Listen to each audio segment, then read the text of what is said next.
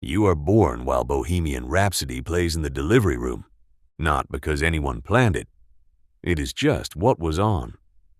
But somehow, even your first breath arrives with a soundtrack, a performance, an audience waiting.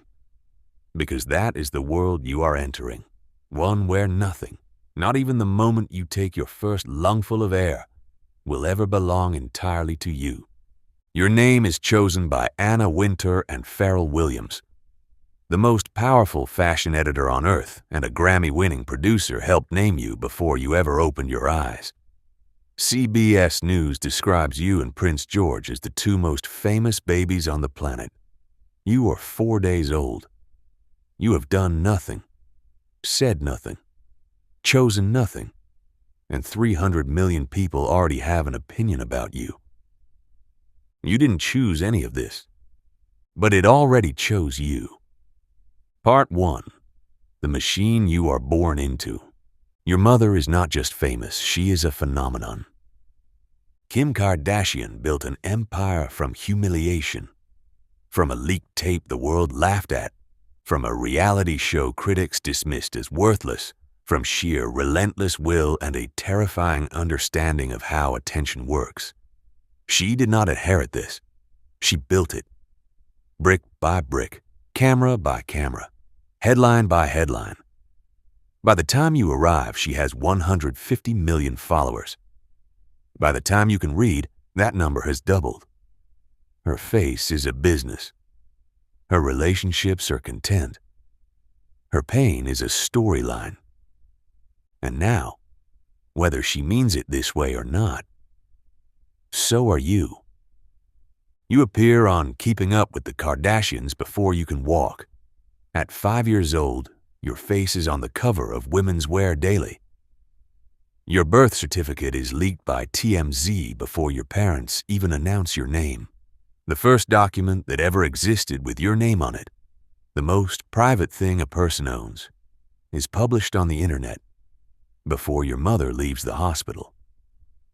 This is how your life begins, not with a quiet name whispered between two parents in a dark room, but with a headline. Your home is a minimalist masterpiece in hidden hills.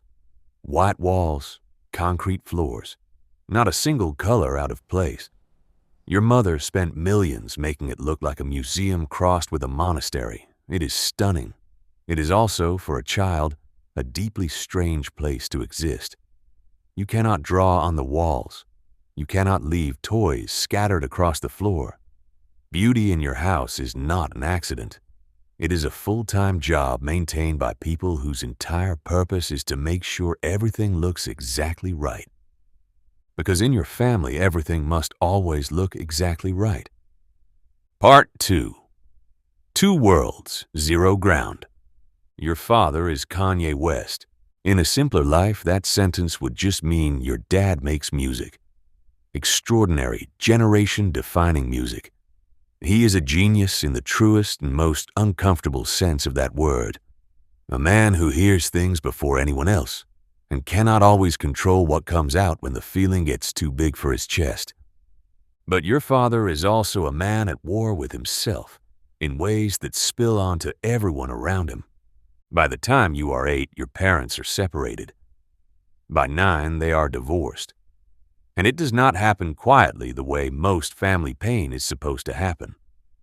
It happens on social media, in interviews, on the front pages of every tabloid on earth. Your father says things publicly about your mother that no child should have to read about either of their parents.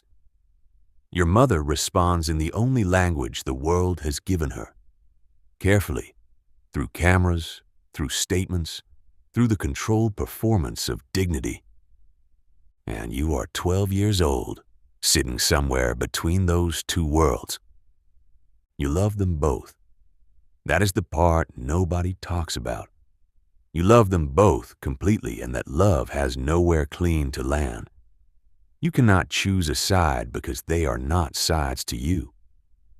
They are your mother and your father. They are the two people who made you. And the world turned their heartbreak into entertainment. before you were old enough to understand what heartbreak even was. Part 3. The girl behind the content. Here is what the world sees. A 12-year-old girl with 21 million TikTok followers. A rapper who charted on the Billboard Hot 100. A performer who sold out the Hollywood Bowl. A fashion icon photographed at Paris Fashion Week. A brand. A personality. A moment. The internet calls you that constantly. North is the moment. As if you are not a person but a cultural event happening in real time. Here is what the world does not see. A girl who has dyslexia and works twice as hard because of it, and mentioned it casually on a live stream, and watched it become a headline before the sentence was finished. A girl who paints constantly, mountains, landscapes, the same views over and over, because painting is the one place where no camera follows her, and no follower counts, and nothing has to perform. A girl who held up a sign at Paris Fashion Week that said, "Stop," because she was tired of being photographed, and the world turned the sign itself into a photograph. A girl who once said, "I like taking pictures of myself, but I don't like when paparazzi do it. When I just woke up and there's so much paparazzi, I'm like, I'm gonna sue you." She said it laughing, the way you learn to say everything. Lightly, quickly, with humor wrapped around the hurt so nobody sees where it actually lives. The ending.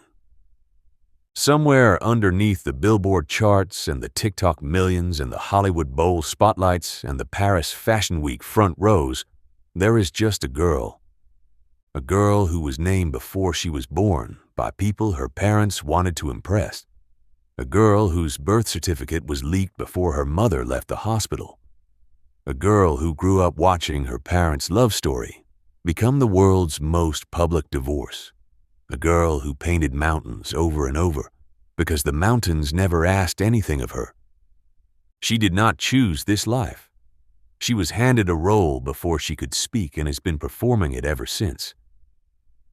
And the terrifying thing, the thing that sits heavy long after this video ends, is that she is 12 years old, and she is already so good at it that most people cannot tell where the performance ends and the person begins. Maybe she knows. Maybe in the quiet moments, the ones with the paintbrush, the ones before the cameras come on, the ones at 3 in the morning when the house is still.